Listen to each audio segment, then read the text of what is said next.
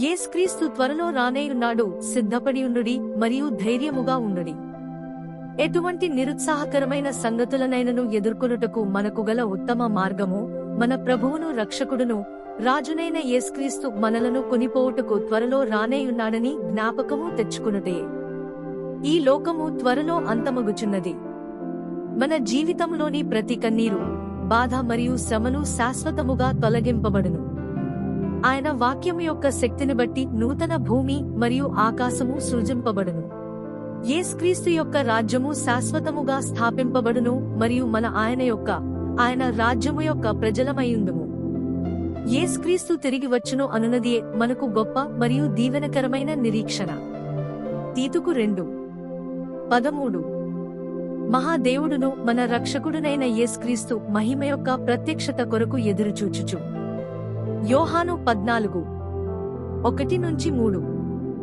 యేసు చెప్పెను, మీ హృదయమును కలవరపడనీయకుడి, దేవుని యందు విశ్వాసముంచుచున్నారు, నాయందును విశ్వాసముంచుడి. నా తండ్రి ఇంట అనేక నివాసములు కలవు, లేని ఎడల మీతో చెప్పుదును, మీకు స్థలము సిద్ధపరచ వెళ్ళుచున్నాను. నేను వెళ్లి మీకు స్థలము సిద్ధపరచిన ఎడల నేనుండు స్థలములో మీరును ఉండులాగున మరల వచ్చి నా యొద్ద నుండుటకు మిమ్మును తీసుకుని పోవుదును. 1 దెస్సలోనికయులకు 14:16-18 వరకు నందు వ్రాయబడిన మనకు ఆదరణనిచ్చునట్టి ప్రోత్సాహకరమైన మాటలు ఆర్భాటముతోనూ ప్రధాన దూత శబ్దముతోనూ దేవుని బూరతోనూ పరలోకము నుండి ప్రభువు దిగివచ్చును. క్రీస్తునందుండి మృతులైన వారు మొదట లేతురు. ఆ మీదట సజీవులమై నిలిచియుండు మనము వారితో కూడా ఏకముగా ప్రభువును ఎదుర్కొనుటకు ఆకాశమండలమునకు మేఘముల మీద కొనిపోబడుదుము. కాగా మనము సదాకాలము ప్రభువుతో కూడా ఉందుము. కాబట్టి మీరు ఈ మాటల చేత ఒకరినొకడు ఆదరించుకొనుడి. 1 దెస్సలోనికయులకు 5:1-11. సహోదరులారా, ఆ కాలములను గూర్చియు ఆ సమయములను గూర్చియు మీకు వ్రాయనక్కరలేదు. రాత్రివేళ దొంగ ఎలాగు వచ్చునో అలాగే ప్రభువు దినము వచ్చునని మీకు బాగుగా తెలియను. లోకులు నెమ్మదిగా ఉన్నది, భయమేమీ లేదని చెప్పుకొనుచుండగా గర్భిణీ స్త్రీకి ప్రసవవేదన వచ్చునట్లు వారికి ఆకస్మికముగా నాశనము తటస్థించును గనుక వారంతా మాత్రమును తప్పించుకునలేరు. సహోదరులారా, ఆ దినము దొంగవలె మీ మీదికి వచ్చుటకు మీరు చీకటిలో ఉన్నవారు కారు. మీరందరూ వెలుగు సంబంధులను పగటి సంబంధులునే ఉన్నారు. మనము రాత్రివారము కాము, చీకటివారము కాము. కావున ఇతరుల వలె నిద్రపోక మెలకువగా ఉండి మత్తులము కాక యుందము. నిద్రపోవువారు రాత్రివేళ నిద్రపోవుదురు, మత్తుగా ఉండువారు రాత్రివేళ మత్తుగా ఉందురు. మనము పగటివారమై యున్నాము గనుక మత్తులమై యుండక విశ్వాస ప్రేమలను కవచము, రక్షణ నిరీక్షణను శిరస్త్రాణమును ధరించుకొందము. ఎందుకనగా మన ప్రభువైన యేసు క్రీస్తు ద్వారా రక్షణ పొందుటకే దేవుడు మనలను నియమించెనుగాని ఉగ్రత పాలగుటకు నియమింపలేదు. మనము మేలుకునియున్నను నిద్రపోవుచున్నను తనతో కూడా జీవించు నిమిత్తము ఆయన మన కొరకు మృతి పొందెను.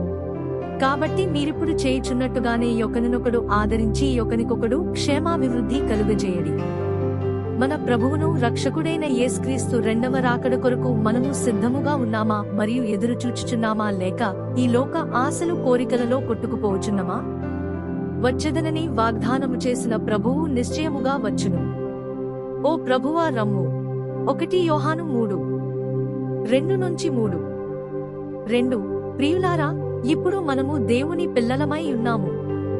మనమిక ఏమవుదుమో అది ఇంకా ప్రత్యక్షపరచబడలేదుగాని ఆయన యేసుక్రీస్తు ప్రత్యక్షమైనప్పుడు ఆయన యున్నట్లుగానే ఆయనను చూతుము గనుక ఆయనను పోలియుందుమని ఎరుగుదుము.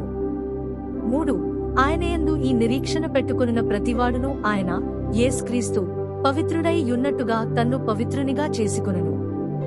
భయముతోనూ మరియు వణకుతోనూ మీ రక్షణను కొనసాగించుడి. దేవుని వాక్యపు వెలుగులో తమ్మును తాము పరీక్షించుకొనుచు, దేవుని వాక్యము చేత తమ్మును తాము శుద్ధి చేసుకొనుచు, యేసుక్రీస్తు ప్రశస్త రక్తము చేత తమ్మును తాము పవిత్రపరచుకుని వారందరూ నిజముగా రక్షింపబడుదురు. ఎందుకనగా యేసుక్రీస్తు తన వధువును నిందారహితముగా, స్వచ్ఛముగా మరియు పవిత్రముగా చేసేనో ఆ విధముగా వారును సిద్ధపడుచున్నారు. హల్లెలూయా. ప్రభువైన యేసుక్రీస్తు మీ అందరినీ ఆశీర్వదించునుగాక.